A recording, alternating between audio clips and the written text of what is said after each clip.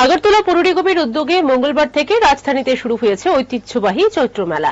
এই মেলার জন্য নিগমের পক্ষ থেকে ব্যবসায়ীদের বিনামূল্যে টোকেনের মাধ্যমে দোকানের জায়গা দেওয়ার কথা ঘোষণা করা হয়েছিল, কিন্তু অভিযোগ ব্যবসায়ীরা টাকা দিয়েই দোকানের জায়গা কিনছেন। একজন ব্যবসায়ী জানান তিনি 10,000 টাকা দিয়ে একটি দোকানের জায়গা কিনেছেন।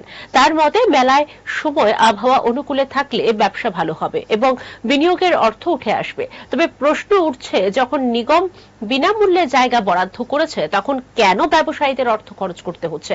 এর পেছনে কোনো অসঙ্গতি রয়েছে কিনা তা নিয়ে ব্যবসায়ী ও সাধারণ মানুষের মধ্যে চলছে গুঞ্জন। কত টাকা দিয়ে কিনতে?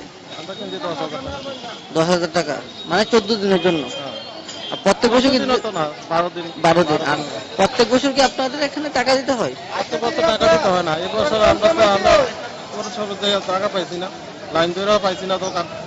এবার যেহেতু আমরা তো গরিব মানুষ, আমরা দোকানদারি করি সবসময় প্রতি বছর, তাই এই কারণে